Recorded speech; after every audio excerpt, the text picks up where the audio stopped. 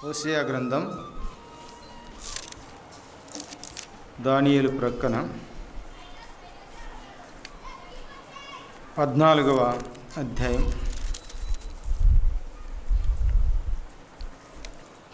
5వ వచనాన్ని మనం చదువుకుందాం.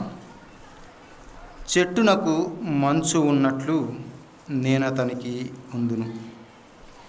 మరలా చదువుకుందాం. చెట్టునకు మంచు ఉన్నట్లు నేను అతనికి ఉందును. హోషేయ గ్రంథములో దాదాపు 14 అధ్యాయాలతో ముగించబడినట్లుగా మనం చూస్తాం. దేవుని యొక్క వాక్కు లేక ప్రత్యక్షత హోషేయకు ఆ వాక్కు ప్రత్యక్షమైనట్లుగా మనం చూస్తాం. మొదటి అధ్యాయంలో మొదటి వచనంలో ఆ మాటలు మనం గమనిస్తాం. ఎవరి గురించి ఈ మాటలు దేవుడైన యెహోవా హోషేయకు ప్రత్యక్షమై తెలియపరిచారు అన్న విషయాన్ని మనం మొదటగా గమనించాలి. మొదటి వచనంలో మనం చదువుకుంటే ఆ మాటలు మనకు అర్థమవుతాయి. చూడండి, హోషేయ గ్రంథం మొదటి అధ్యాయం మొదటి వచనం. ఉజ్జియా, యోతాము, ఆహాజు, హిజ్కియా అను యూదా రాజుల దినములలోను, యెహోయాసు కుమారుడైన యరొబాము అను ఇశ్రాయేలు రాజు దినములలోను, బేయేరి కుమారుడైన హోషేయకు ప్రత్యక్షమైన యెహోవా వాక్కు. ఈ వాక్కు ఎప్పుడు ప్రత్యక్షమైందో మనకి ఇక్కడ స్పష్టంగా వ్రాయబడినట్లుగా మనం చూస్తున్నాం. ఎప్పుడు ప్రత్యక్షమైందమ్మా చెప్పండి అయ్యా.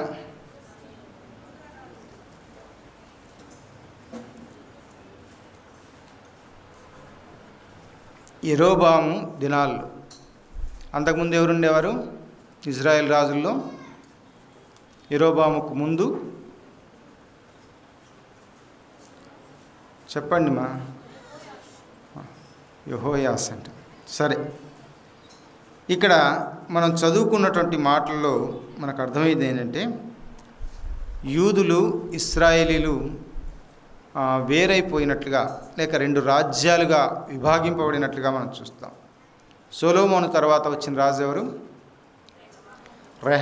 రెహబాము దినముల్లో ఒక రాజ్యము ఇజ్రాయెల్ దేశము 2 భాగాలుగా విభజించబడినట్లుగా మనం చూస్తాం, లేక వేరైపోయినట్లుగా మనం గమనిస్తాం.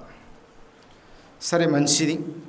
ఇక్కడ హోషేయకు దేవుని యొక్క వాక్కు ప్రత్యక్షమైనట్లుగా మనం చూస్తున్నాం. హోషేయ అనగానే మనకు గుర్తొచ్చేది, హోషేయ అంటే అర్థమైందమ్మా రక్షణ.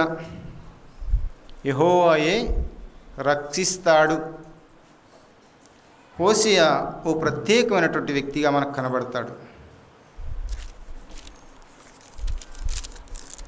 ఏంటి ఆ ప్రత్యేకత అని మనం చూస్తే, చూడండి,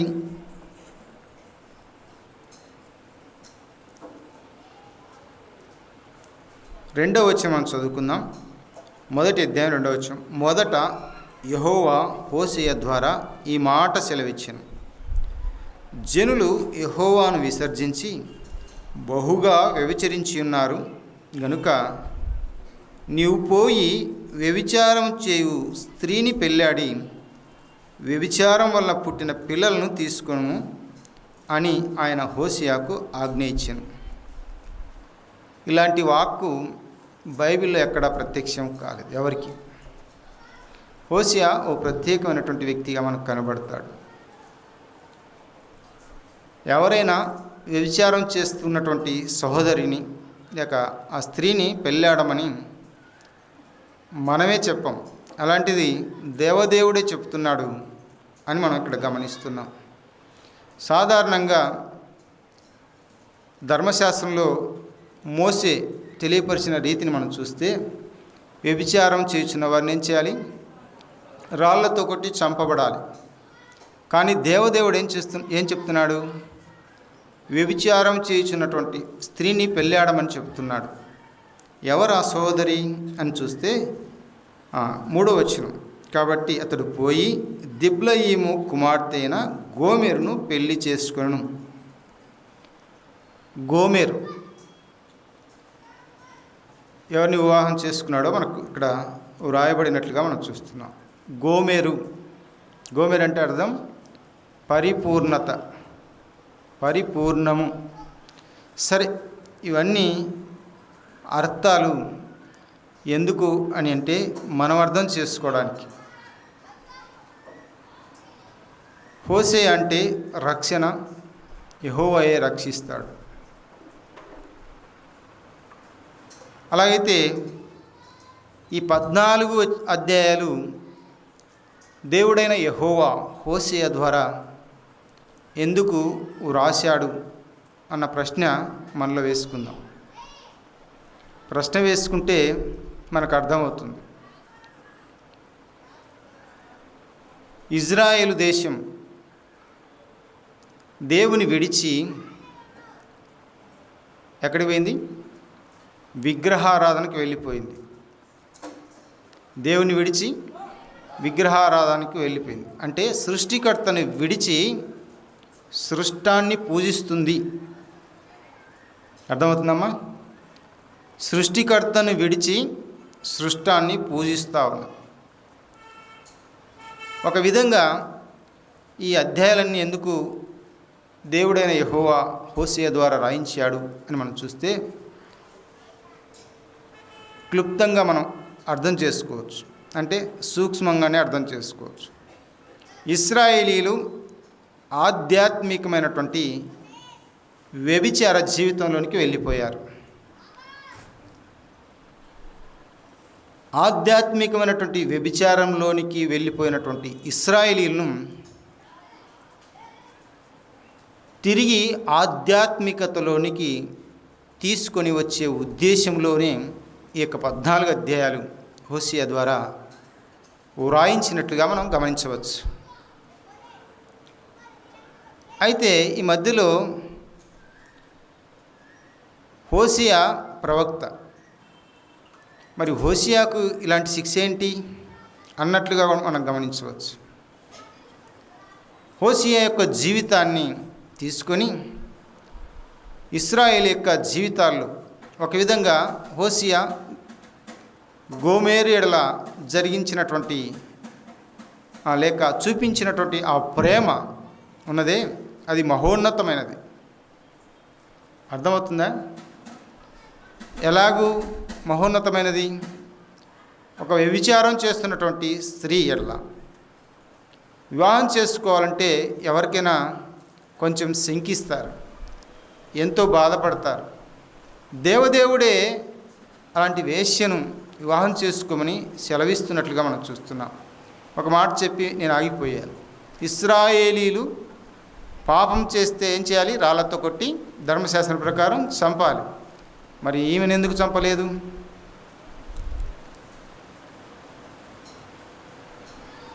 దేవుడు ఈ యొక్క సంఘటనను ఎందుకు రాశాడు అంటే అర్థం కావడానికి, చంపాలన్న ఉద్దేశం కాదు. కానీ దేవుడు తిరిగి వారిని మార్చాలన్న ఉద్దేశం ఆయనలో ఉన్నట్లుగా మనం చూస్తున్నాం. అందుకే ఇశ్రాయేలీలు దేవుని యందు విశ్వాసం ఉంచి తిరిగి ఏమైపోయారు? లోకంలో అనగా ఆధ్యాత్మికమైనటువంటి విచారంలోనికి వెళ్ళిపోయారు. వారిని తిరిగి వచ్చే ప్రయత్నమే ఈ అధ్యాయాల యొక్క సారాంశం. అర్థమైంది కదమ్మా? అందరికీ అర్థమైందే? వ్యభిచారిని ఎందుకు పెళ్లి చేసుకోమన్నాడంటే తిరిగి ఆధ్యాత్మికమైనటువంటి జీవితంలోనికి వారిని నడిపించాలనేదే దేవుని యొక్క ఉద్దేశం. ఒక భౌతికమైనటువంటి గోమెరు యొక్క జీవితంలో వ్యభిచారం కావచ్చు. ఆ భౌతికమైనటువంటి వ్యభిచార జీవితంలో నుంచి మార్చబడినట్లుగా ఆధ్యాత్మికమైనటువంటి వ్యభిచారంలో నుంచి ఇశ్రాయేలును మార్చాలని దేవుని యొక్క ఉద్దేశంగా మనకు కనబడతా ఉన్నది.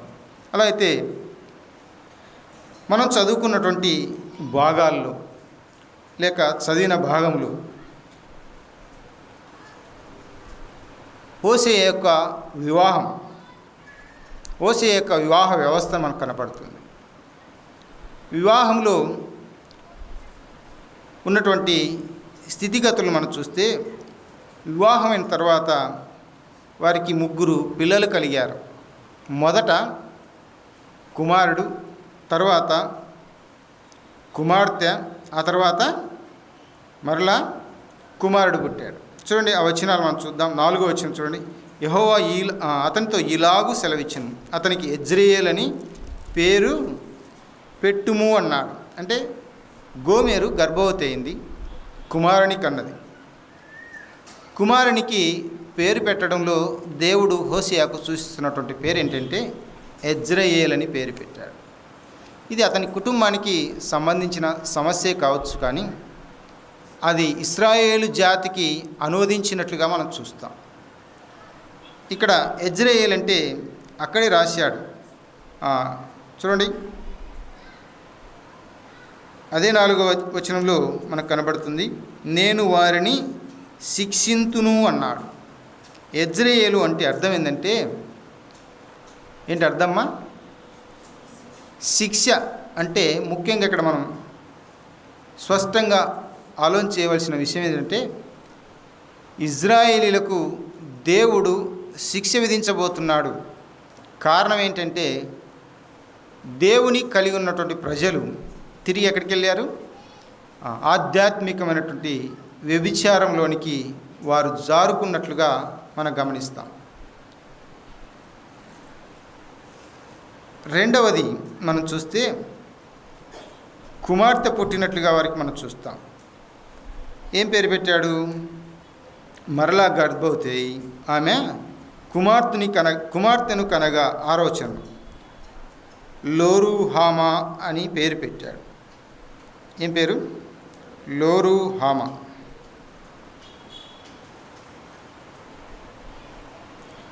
లోరుహామా అంటే అక్కడే అర్థం ఉంది. అర్థం ఏంటిమా? జాలి నొందనిది అన్నాడు. అంటే దేవుని చేత ఇక జాలి పొందనిది అని పేరు పెట్టమన్నాడు. ఎవరు? ఇజ్రాయిల్. తర్వాత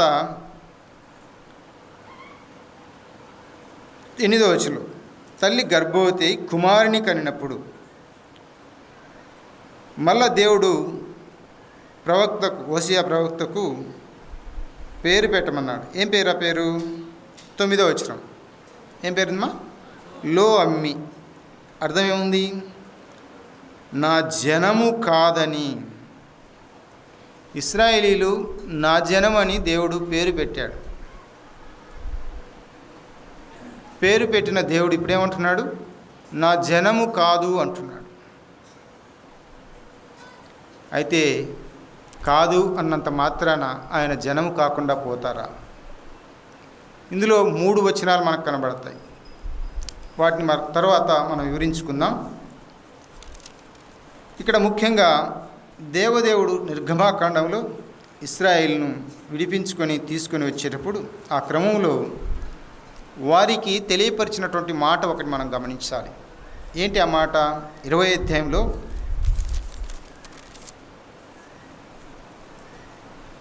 3వ వచనంలో మనం చూద్దాం.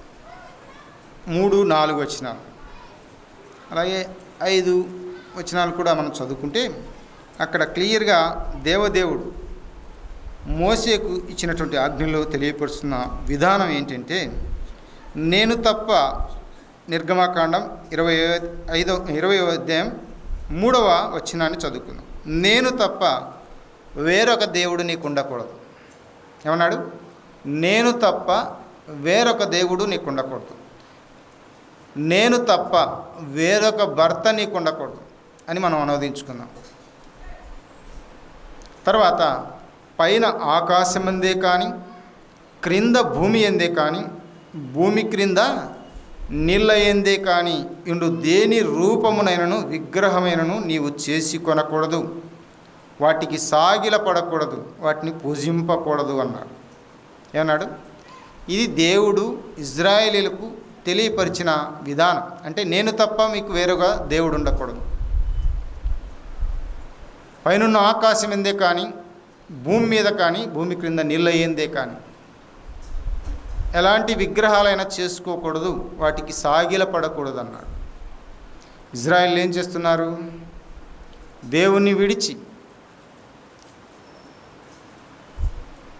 విడవడానికి గల కారణం ఏంటి?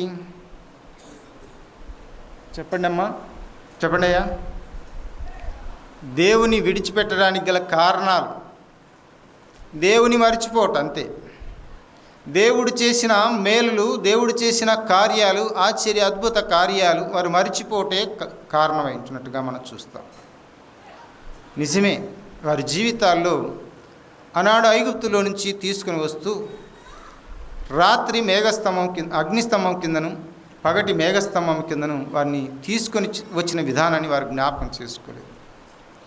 40 సంవత్సరాలు ఏమంటారు, కట్టెలు మండించకుండానే, అంటే పొయ్యి పెట్టకుండానే వారు ఆహారం భుజిస్తూ వచ్చారు. మన్నా చేత వారు పోషింపబడుతూ వచ్చినట్లుగా మనం చూస్తున్నాం.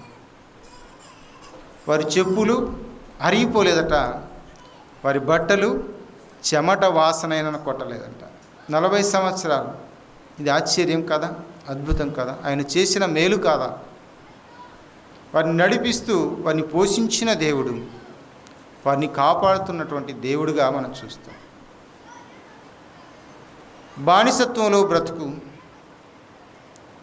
నలిగిపోతున్న జీవితాలు, వారి ఎడల దేవుని జాలి, ప్రేమ, కరుణ. వారిని విడిపించడానికి నేను దిగివచ్చి తినని మోషేతో పలికినట్లుగా మనం చూస్తున్నాం. వారు విడిపించిన విధానాన్ని జ్ఞాపకం చేసుకోకుండా వారు దేవుని మరిచిన జనులుగా మనం చూస్తున్నాం. ఇక్కడ హోషేయ ద్వారా మనకు నేర్పిస్తున్నటువంటి పాఠం ఏంటి అంటే, ఇజ్రాయేలు జాతి దేవుని విడిచి తిరుగు జనంగా కనబడుతున్నారు. నీ భార్య కూడా నిన్ను విడిచిపెట్టి వెళ్ళిపోతే తిరిగి 3వ అధ్యాయంలో, హోషేయ గ్రంథం 3వ అధ్యాయంలో తిరిగి తీసుకొచ్చుకో అంటున్నాడు. ఏమంటున్నాడు? పెళ్లి చేసుకున్నాడు, 3 పిల్లలు లేక 3 సంతానం కలిగారు. 3వ అధ్యాయంలో తిరిగి ఏమన్నాడు? ఆమె తిరిగి గోమెరు ఎక్కడికి వెళ్ళిపోయింది? మరలా తన పడుపు వృత్తిని సాగించడానికి వెళ్ళిపోయింది. ఇజ్రాయేల్ యొక్క పరిస్థితి కూడా అంతే, తిరిగి విగ్రహారాధనకు వెళ్ళిపోయినట్లుగా మనం చూస్తున్నాం. ఎంత బాధ ఉంటుందో ఆలోచించేయండి. ఈ బాధను బట్టి నలిగిపోతున్న హోషేయను మనం చూస్తాం. ఒక విధంగా ఇది భౌతికంగా నలిగిపోతున్నటువంటి హోషేయను మనం అంత మాత్రమే గమనించవచ్చు. కానీ ఆత్మీయంగా, శాశ్వతంగా దేవుని చెంత ఉండే ఆత్మల విషయమై దేవదేవుడు ఇంకెంత బాధను అనుభవించి ఉంటాడో మనకు అర్థమవుతుంది. హోషేయ ద్వారా లేక హోషేయ కుటుంబం ద్వారా ఆనాడు ఇశ్రాయేలు ప్రజలకు పాఠం నేర్పించడానికి హోషేయను ఏర్పాటు చేసుకున్నట్లుగా మనం చూస్తున్నాం.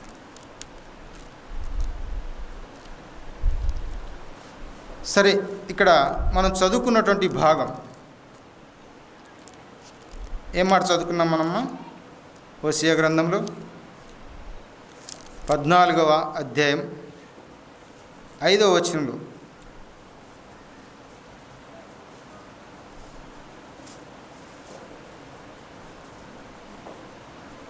చెట్టునకు మంచు ఉన్నట్లు నేను అతనికి ఉందును.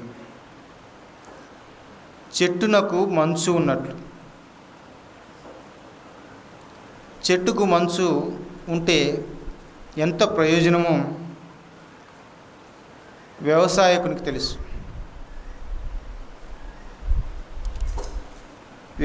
వ్యవసాయం చేసేటువంటి వ్యవసాయకునికి బాగా తెలుసు. అలాంటిది మనం ఇక్కడ గమనిస్తున్నాం. చాలా ప్రయోజనాలు ఉన్నాయి. చెట్టుకు మంచు తోడుంటే లేక మంచు అంటిపెట్టుకుని ఉంటే ఒక 4 ప్రయోజనాలు జనరల్గా మనం ఆలోచిస్తే ఏమవుతాయమ్మా? చెట్టు మంచుంటే చెప్పండి, మీరే చెప్పచ్చు. చెట్టు వాడిపోకుండా ఉంటుంది. చెట్టుకు మంచు ఉంటే జనరల్గా చెప్పాలంటే వాడిపోకుండా ఉంటుంది. రెండవది బలం పొందుతుంది. మంచు వలన ఏం కలుగుతుంది? బలం పొందుతుంది. అంతేకాకుండా చెట్టు మూడవదిగా చెప్పుకోవాలంటే జనరల్గా చెప్తున్నా, పాయింట్లో ఇది కాదు కానీ, మూడవది అది బలం పొంది శాఖోపశాఖలుగా విస్తరిస్తుంది. నాలుగవది చెట్టు తన కాలమందు ఫలమిస్తుంది. మంచు తోడు ఉంటే ఫలభరితమైన జీవితం. కీర్తనాకారుడు రాశాడు కదా, ఎక్కడ రాశాడు చెప్పండి? 1వ కీర్తనలో ఏం రాశాడు చెప్పండి? ఏం ఆకువాడు? ధర్మశాస్త్రము దివారాత్రం ధ్యానించేవాడు నీటి కాలువల ఏరు నాటబడినవాడై లేక నాటబడినదై తన కాలమందు ఫలమిచ్చి చెట్టు వలె ఉంటుంది అన్నాడు. దేవుడు తోడు. ఒక విధంగా మనసు దేనికి పోలిక? దేవునికి పోలిక. మనసు దేనికి పోలిక చెప్పండి, మీరే చెప్పచ్చు. మనం చదువుకున్న భాగంలో ఎవరున్నారు? హోసియా ఉన్నాడు. హోసియాకు పోలిక. ఇంకా మంచు పరిశుద్ధాత్మకు పోలిక. ఇంకా మంచు ఇందాక విన్నాం మనం 1వ కీర్తనలో. దేనికి పోలిక? వాక్యమునకు పోలిక. మంచు ఇంకొక పోలిక చెప్పబడింది, కటాక్షమునకు పోలిక. ఈ 3 మనం చదువుకొని ధ్యానం చేసుకున్నాం. చూడండి, మంచు దేనికి సాదృశ్యం? ఎందుకు ఇలాగూ దేవుడు మంచు చెట్టునకు తోడుగా ఉండునట్టు లేక మంచు చెట్టునకు ఉన్నట్లు నేను నీ యందు ఉంటాను. దేవుడు తిరిగి వారిని వద్దనుకున్నాడా? మనం లో అమ్మి ఏమన్నాడు? ఏమిటి అర్థమైందిమా? లో అమ్మి. లో అమ్మి అంటే నా జనము కాదన్నాడు. ఇప్పుడు ఏమన్నాడు? చెట్టునకు మంచు ఉన్నట్లు నేను అతనికి ఉందును అన్నాడు. ఆ పాఠం చెప్తూనే 14వ అధ్యాయంలో 5వ వచనంలో అంటాడు, చెట్టునకు మంచు ఉన్నట్లు నేను అతనికి ఉందును. ఎవరికి? 14వ అధ్యాయం 1వ వచనం, ఇశ్రాయేలు అంటున్నాడు. దేవదేవుడు ఇశ్రాయేలీలకు తోడుగా ఉండేవాడు లేక మంచు వలె అంటి ఉన్నవాడు. మంచు అంటి ఉండటం ద్వారా వచ్చే ప్రయోజనాలు మనం చూసాం. అలా అయితే 3 మనం ఈ మధ్యాహ్న సమయంలో ధ్యానించుకోబోతున్నాం. 3 పాయింట్లు మనం ఆలోచిద్దాం. 1, పరిశుద్ధత. మంచు పరిశుద్ధతకు సాదృశ్యంగా ఉంది. చూడండి, పరమగీతాల్లో ఒక మాట చదువుతున్నాం. 5వ అధ్యాయం 10వ వచనం చదవండి సోదరులు ఎవరున్నా. 5వ అధ్యాయం 10వ వచనాన్ని మనం చదువుకున్నాం. ఏమన్నాడు అక్కడ? 5:10. నా ప్రియుడు ధవలవర్ణుడు రత్నవర్ణుడు. చాలు. నా ప్రియుడు ధవలవర్ణుడు. ఎవరంట ఆయన? ధవలవర్ణుడు. ధవలం అంటే తెలుపు. మంచు ఎలా ఉంటుందమ్మా? తెల్లగా ఉంటుందా? సరే, ఇది ప్రభువు యొక్క పరిశుద్ధతకు సాదృశ్యంగా ఉంటుంది. ధవలం అంటే తెలుపు. తెలుపు దేనికి సాదృశ్యం? పరిశుద్ధతకు సాదృశ్యంగా మనం చూస్తున్నాం. అలా అయితే ఈ మంచు చెట్టుకు అంటుకొని ఉండటం ద్వారా, చెట్టు ఎవరు? ఇశ్రాయేలీలు. ఇంకా మీ నుంచి రావాలి నాకు. ఓకే, విశ్వాసి. ఇంకా మనం చదువుకున్న భాగంలోంచి తీసుకురండి. గోమేరు ఉందా? హోషేయ భార్య ఎవరు? గోమేరు. అలా అయితే సంఘానికి భర్త ఎవరు? మన ప్రభు అయిన యేసుక్రీస్తుల వారు. చెట్టు మనమైతే, సంఘమైతే దేవదేవుడు మంచు అయినట్లుగా మనం చూస్తున్నాం.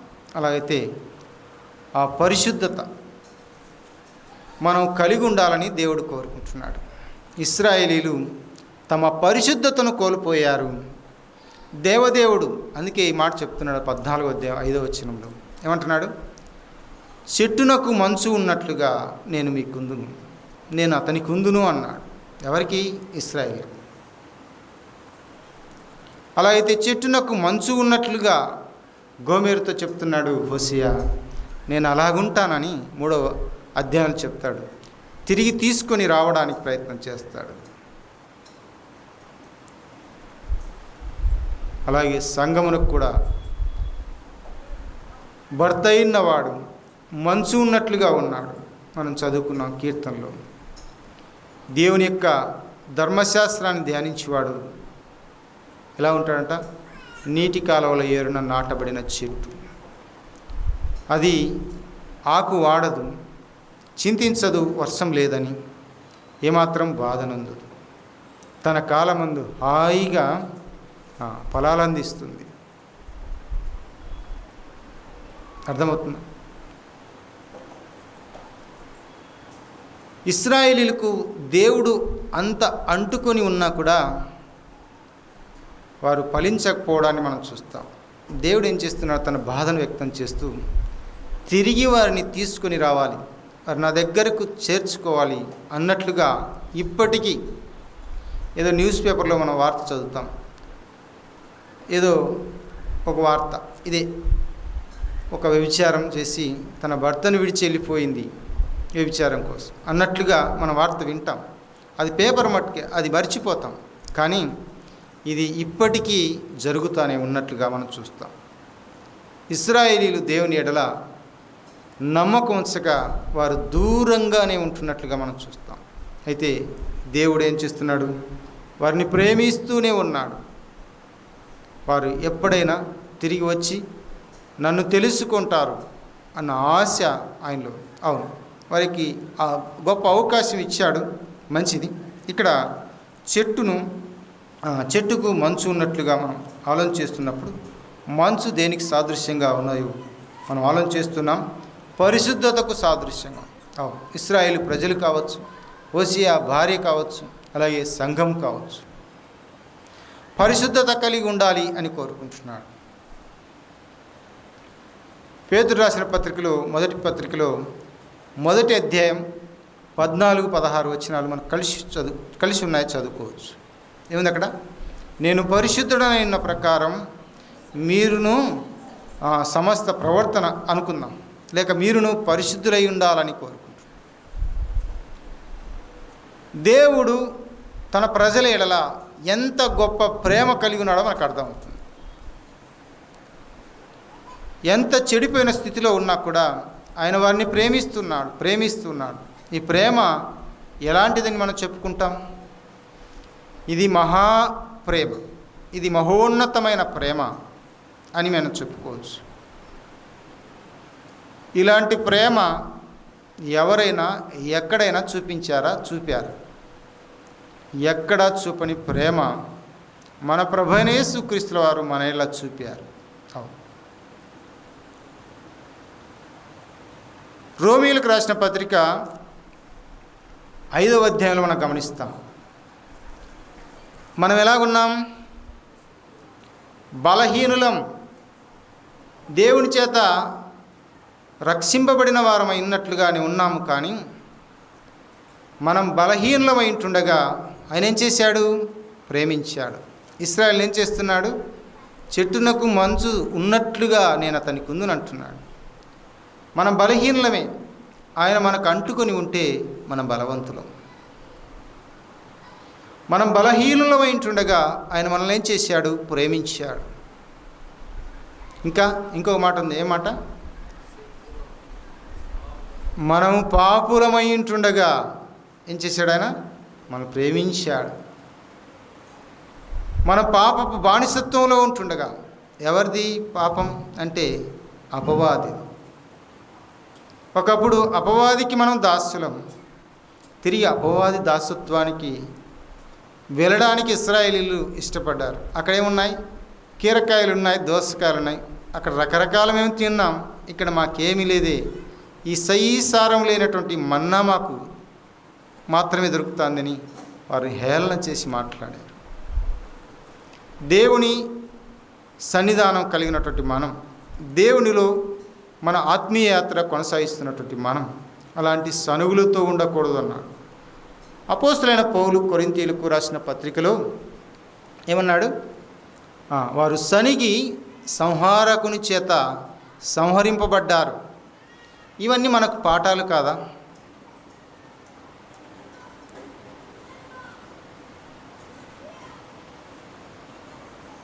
మనం పాఠం నేర్చుకోకుండా దేవుని సన్నిధానం మనం కలిగి ఉన్నాం.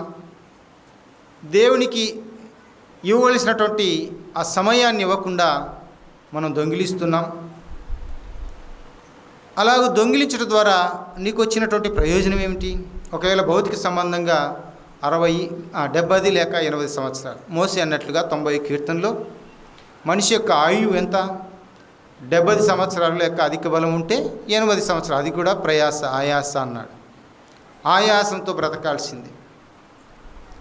ఈ భౌతికంగా మనం ఏది సమకూర్చుకున్నా ఈ కొద్ది దినాలే మనం బ్రతకగలుగుతాం. ఆత్మ సంబంధంగా సంపాదించినది పరలోకంలో ఒక ఘనతను మనకు సమకూరుస్తుంది. ఈ విషయాన్ని మనం తెలుసుకొని దేవుడు పిలిచిన పిలుపుకు తగినట్లుగా జీవించాలని ఆయన కోరుకుంటున్నాడు. అందుకే నేను పరిశుద్ధుడైన ప్రకారం మీరు కూడా పరిశుద్ధులుగా ఉండాలని ఆయన మహోన్నతమైన ప్రేమ మన ఎడల కనపరుస్తున్నట్లుగా మనం చూస్తున్నాం. ఆనాడు ఇశ్రాయేలు ప్రజలు ఇలా ఈనాటికి చూపుతున్నాడు, మన ఎడలకు కూడా ఆయన ఈనాటికి చూపిస్తున్నట్టుగా మనం చూస్తున్నాం. ఇంకొక మాట దానియేలు గ్రంథంలో 7-9 వచనాన్ని మనం గమనిస్తే అక్కడ కూడా మంచును గురించిన వివరణ మనకు కనపడుతుంది. దానియేలు గ్రంథం 7వ అధ్యాయం గట్టిగా 9-7. ప్రభువా నీవే 7-9 కదా. ఆయన వస్త్రం మనకు కావాలి. ఎలా ఉందంట? హిమము వలె ధవలముగాను అన్నాడు. చాలు. ఎలా ఉందంట? హిమం, మంచు, ధవలం, పరిశుద్ధత. అలా అయితే ఆయన వస్త్రం ఎవరికి కప్పాడు? మనకే కప్పాడు. ఎలాంటి వస్త్రం అది? రక్షణ వస్త్రము అన్నాడు. భద్రత, సేఫ్టీ ఇచ్చాడే. ఇంత గొప్ప సేఫ్టీ మనకి ఎవ్వరు ఇవ్వరు. మన బంధువులు ఇవ్వరు, మన స్నేహితులు ఇవ్వరు, మన అన్నదమ్ములు ఇవ్వరు, మన అక్క చెల్లెళ్ళు అస్సలు ఇవ్వరు. ఇస్తారనుకుంటున్నారేమో. ఎవరి బాధ వారికి ఉన్నది, ఎవరి ప్రయాస వారికి ఉన్నది. వారు మన ప్రయాస చూసేటంత సమయం వారికి లేదు, ఆ ఆలోచన వారికి లేదు. కానీ నిన్ను నన్ను కలగజేశాడే ఆ సృష్టికర్తకు ఆ బాధ్యత ఉంది, ఆ ప్రయాస ఉంది, ఆ ఆలోచన ఉంది. అర్థమవుతుందా? చెట్టునకు మంచు తోడుగా ఉండునట్లు నేను అతనికి ఉందును అంటున్నాడు. అలా అయితే దేవుడు నీకు తోడుగా ఉండేవాడు, నిన్ను అంటి పెట్టుకొని మన జీవితాలు నడిపించేవాడుగా ఉంటున్నాడని దేవుని వాక్యం ద్వారా మనం చూస్తున్నాం. అలా అయితే మన యొక్క జీవితాలు ప్రభువు మనల్ని అంటుకున్నా కూడా మనం దూరంగా వెళ్తున్నామేమో. దావీదు యొక్క జీవితాన్ని మనం జ్ఞాపకం చేసుకుంటే ఆయన యొక్క జీవితంలో ఆయన ఎవరు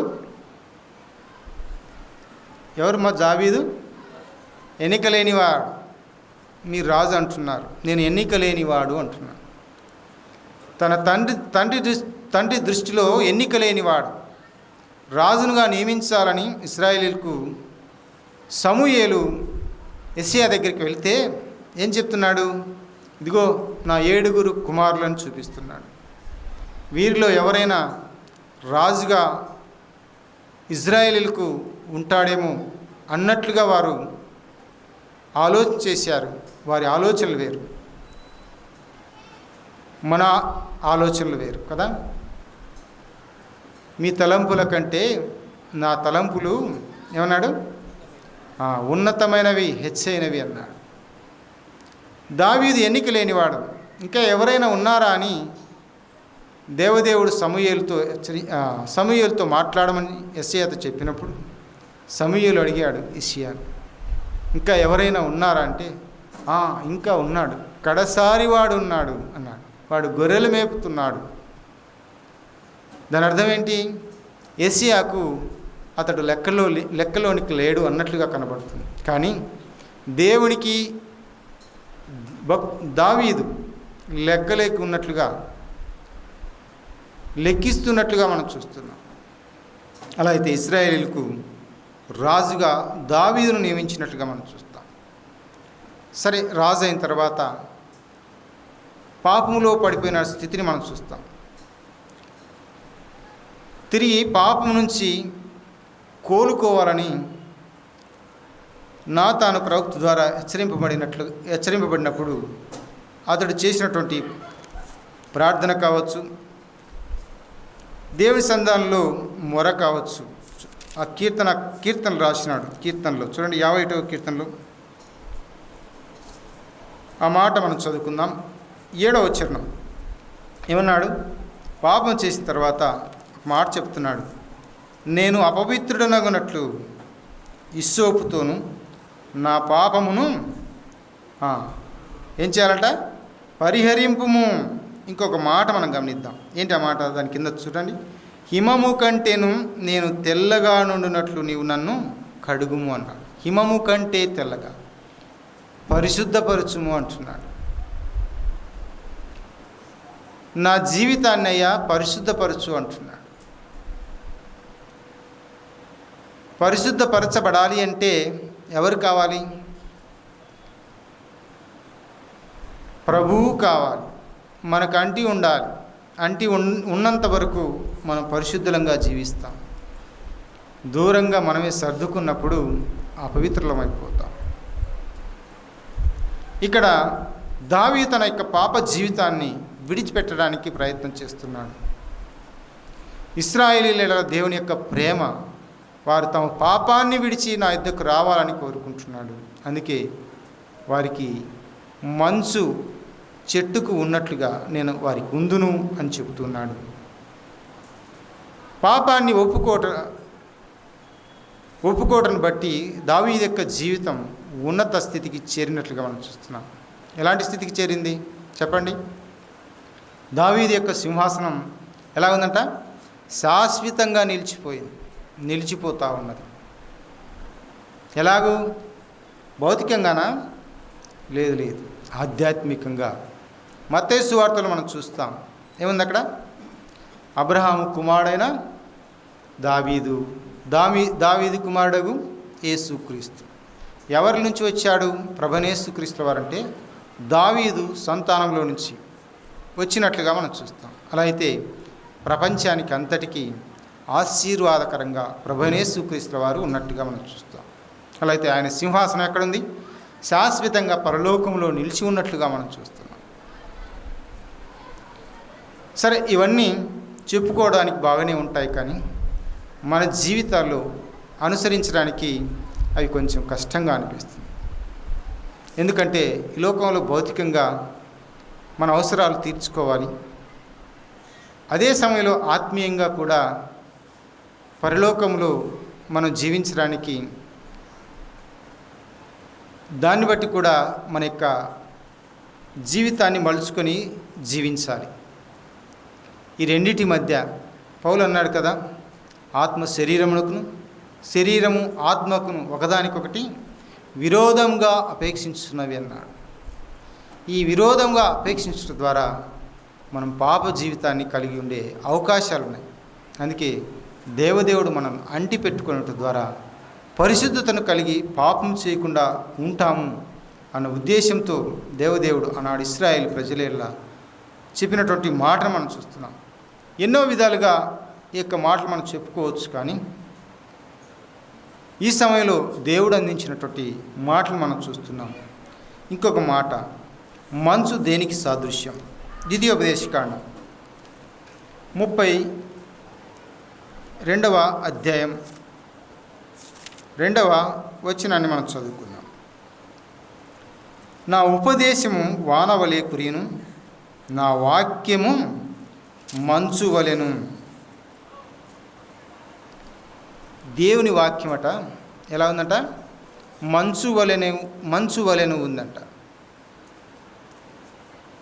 అలా అయితే మంచు వాక్యమునకు సాదృశ్యంగా ఉన్నట్లుగా మనం చూస్తున్నాం.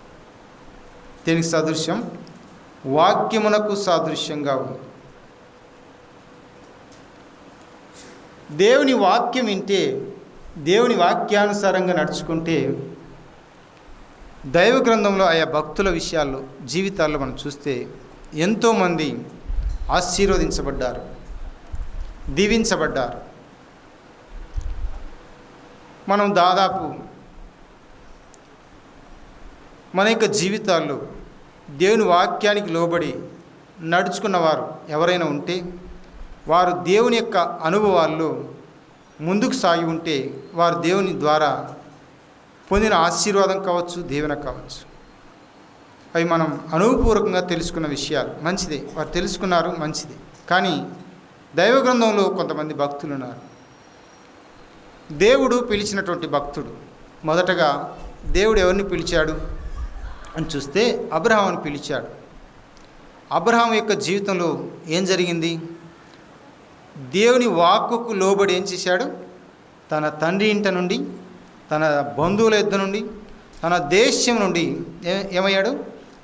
దేవుడు చూపించు దేశానికి, ఏదో తెలియదు, అలా దేశానికి వెళ్ళని చెప్తే వెళ్ళవచ్చు, కానీ ఏ దేశానికి వెళ్ళమన్నాడో తెలియదు, కానీ వెళ్తున్నాడు. దేవుని యందు ఏం చేశాడు? నమ్మకం ఉంచాడు, విశ్వాసం ఉంచాడు. అబ్రహాము దేవుని నమ్మెను, అది అతనికి నీతిగా ఎంచబడును అనే మాట చూస్తాం. రెండవ మాట, అబ్రహాము యొక్క జీవితంలో మనం గమనించవలసిన ముఖ్యమైన మాట ఏంటంటే, అబ్రహాము ఎవరికి తండ్రి? విశ్వాసులకు తండ్రి అయ్యాడు. కారణం ఏమిటి అని మనం చూస్తే, దేవుని వాక్యమునకు లోబడ్డాడు, దేవుని మాటకు లోబడ్డాడు. అందుకే ఆశీర్వదించబడినటువంటి అబ్రహామును మనం చూస్తాం. అబ్రహాము యొక్క జీవితంలో విశ్వాసులకు తండ్రి అయినటువంటి విధానాన్ని కూడా మనం గమనిస్తాం. అంతేకాకుండా రెండవ వ్యక్తి కూడా మనం చూస్తాం, సమూయేలు చూస్తాం కదా. ఎవరికి పుట్టాడు? హన్నాకు పుట్టాడు. లేక లేక సంతానం కలిగింది. సంతానం కలిగినటువంటి ఆమె ఆ సంతానాన్ని తన దగ్గరే ఉంచుకోక దేవునికి సమర్పిస్తానని మొక్కుకుంది. తీసుకొని వచ్చి షిలోహు మందిరంలో విడిచిపెట్టినట్లుగా మనం చూస్తున్నాం. అక్కడ పెరిగి పెద్దవాడయ్యాడు. దేవుని వాక్కు సమూయేలుకు ప్రత్యక్షమైనట్లుగా మనం చూస్తున్నాం. దేవుని వాక్కును అనుసరించి నడిచినవాడుగా మనం చూస్తాం. తర్వాత ఏమయ్యాడు? సమూయేలు గొప్ప ప్రవక్తగా మార్చబడినట్టుగా మనం చూస్తున్నాం. దేవునికి లోబడుట ద్వారా సమూయేలు ప్రవక్తగా మారినట్లుగా మనం చూస్తున్నాం. అబ్రహాము తర్వాత ఇస్సాకును మనం చూస్తాం. ఏం జరిగింది ఇస్సాకు యొక్క జీవితంలో చూస్తే ఒక మాట మనం గమనిద్దాం. చూడండి, ఆదికాండంలో 26వ అధ్యాయం 23వ వచనం. ఇస్సాకు దేవుడు ఏం చెప్పాడు అనే విషయాన్ని మనం గమనిస్తే 26వ అధ్యాయం 2-3 వచనాలు. అబ్రహాము దినములు వచ్చిన మొదటి కరువు గాక మరి ఒక కరువు ఆ దేశంలో వచ్చింది. అప్పుడు ఇస్సాకు గెరారులో ఉన్న ఫిలిష్తీయుల రాజైన అబీమెలెకు నొద్దకు వెళ్ళాను. అక్కడ యెహోవా అతనికి ప్రత్యక్షమై, నీవు ఐగుప్తులోనికి వెళ్ళక నేను నీతో చెప్పు దేశమందు నివసించు, ఈ దేశమందు పరవాసియుండుము, నేను నీకు తోడయ్యుండి నిన్ను ఆశీర్వదించెదను అన్నాడు. ఎక్కడ ఉన్నాడంట? దేవుడు చెప్పినటువంటి మాట విన్న ఇస్సాకు కదా, ఏం జరిగింది? 12వ వచనం. ఇస్సాకు ఆ దేశమందున్నవాడై విత్తనం వేసి ఆ సంవత్సరము 100 ఫలము పొందెను అన్నాడు. దేవుని మాట వింటే దీవెన ఉంది, దేవుని మాట వింటే ఆశీర్వాదం, దేవుని మాట వింటే విశ్వాసులకు తండ్రి అయ్యే భాగ్యం ఉంది. ఎంత గొప్ప భాగ్యం! మంచు పరిశుద్ధతకు గుర్తు, మంచు వాక్యానికి గుర్తు లేక సాదృశ్యంగా ఉన్నట్లుగా మనం చూస్తున్నాం. ఇక చివరిగా చాలా సంగతులు ఉన్నాయి, వాటినన్నింటినీ మీకు తెలియపరచలేకపోతున్నాను, ఎందుకంటే మనకు కూడా సమయం లేదు. వాటన్నింటినీ తర్వాత సమయం వస్తే ఆలోచించేద్దాం. 3వదిగా మనం ఆలోచించేద్దాం. సామెతల గ్రంథం 19:12 ఏంది అక్కడ?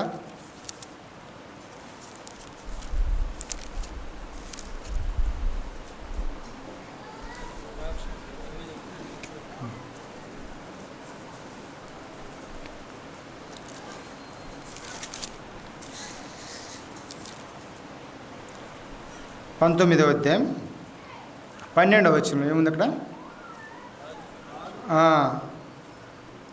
అతని కటాక్షము గడ్డి మీద కురియు మంచు వంటిది అన్నాడు. అతని కటాక్షం ఎవరు? ఇక్కడ రాజును గురించిన వివరణ ఉంది. అట్లాగైతే రాజులకు రాజు ఎవరు? మన ప్రభు. ఈ లోకపు యొక్క రాజుల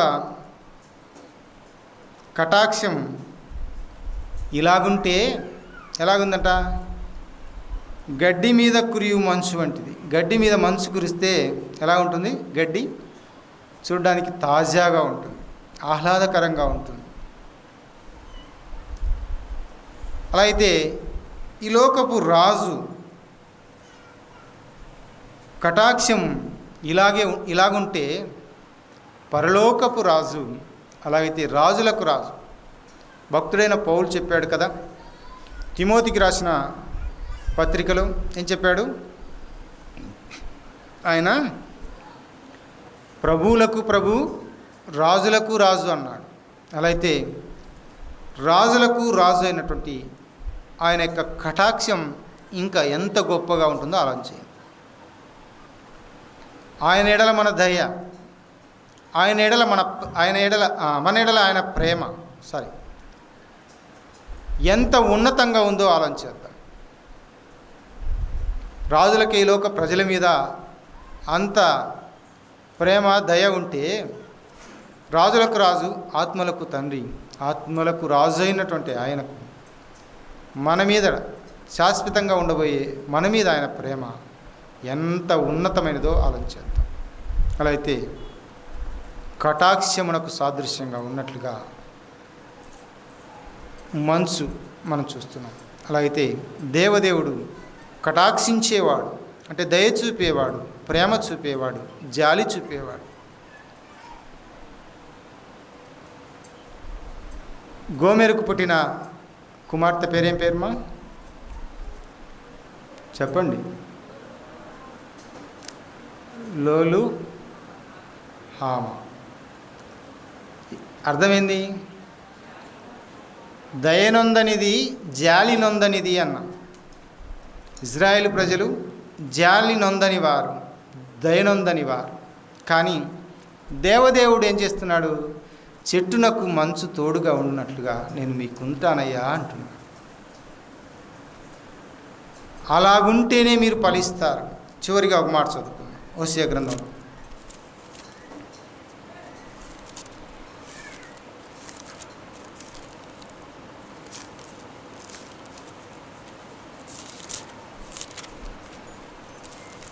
మీరే చదవండి ఆ మాట ఎక్కడుందో. హోషేయ గ్రంథం 14వ అధ్యాయం. ఎక్కడ మాట చెప్పండి.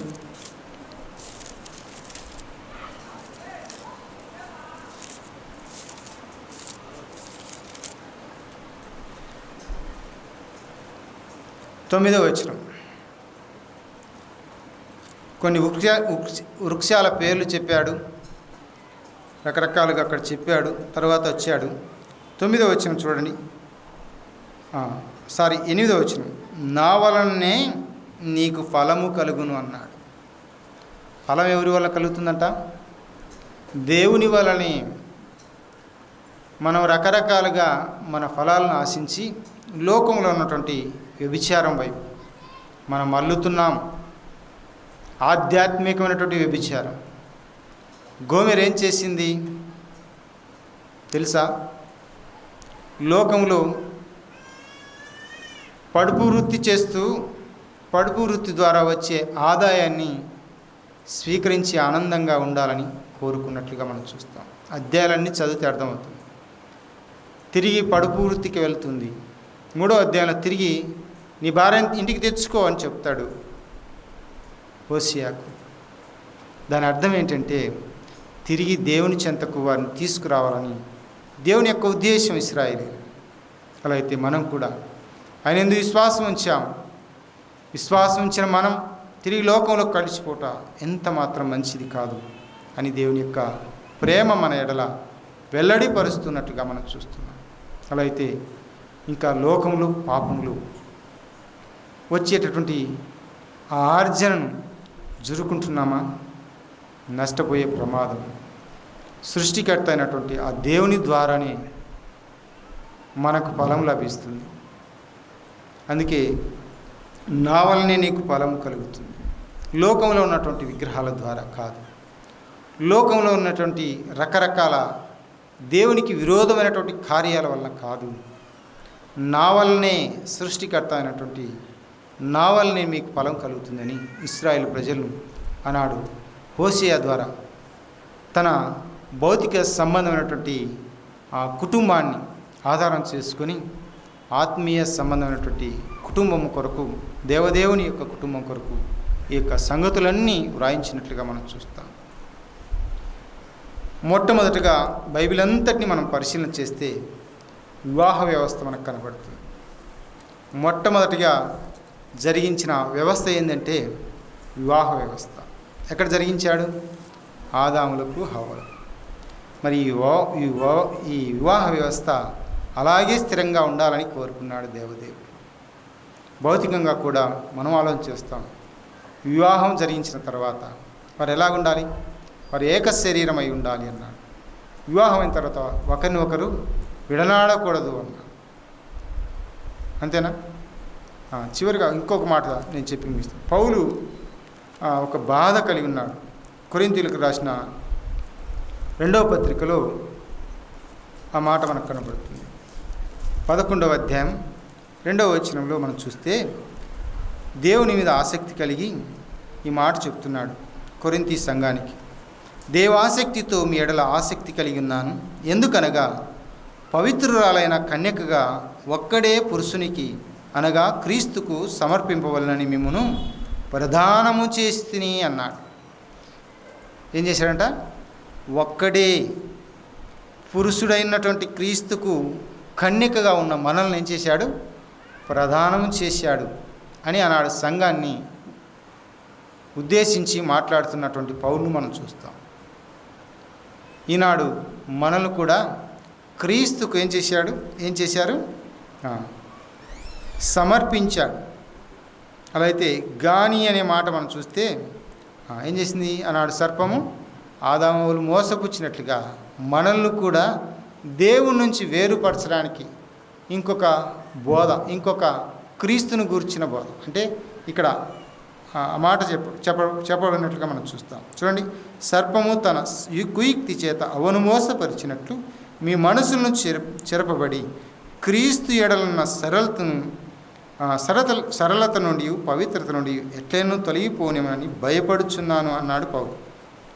ఎందుకు భయపడుచున్నాడంటే క్రీస్తును గూర్చిన మాటలు కాకుండా క్రీస్తుకు విరోధకరమైన మాటలు చెప్పి వారు ఆ సరళత నుండి లేక ఆ పవిత్రత నుండి ఆ క్రీస్తు కలిగినటువంటి మనసు నుండి వారు తొలగిపోతారన్న భయం, ఆందోళన పౌల్లో ఉన్నట్లుగా మనం చూస్తున్నాం. అలా అయితే మనం కూడా క్రీస్తు యొక్క సరళతను తొలగకుండా మనకు కలిగి ఉన్నటువంటి పవిత్రతను విడిచిపెట్టకుండా దేవుని సన్నిధానంలో మనం నిలిచి ఉండాలని, దేవుని యొక్క ప్రత్యక్షత కొరకు సిద్ధపడి ఆ అపేక్షతను కలిగి ఉండాలని, ఆ నిరీక్షణతో సంఘం ఉండాలని ఆశించాడు. అలాగుండాలని దేవుని యొక్క ఉద్దేశం, ఆయన యొక్క ప్రణాళిక కూడా. కనుక ఆ ప్రణాళికను అనేక విధాలుగా అనేక మంది భక్తుల ద్వారా వ్యక్తం చేస్తూ వచ్చినట్లుగా మనం చూస్తాం. అలా అయితే దేవుని చేత హెచ్చరింపబడిన మాటల చేత మనం కూడా హెచ్చరింపబడిన వారమై మన జీవితాలను సరిచేసుకుని ఈ లోక యాత్రను కొనసాగిద్దాం. ప్రభు యొక్క ప్రత్యక్షతను అపేక్షిద్దాం. దేవుడు తన మాటలు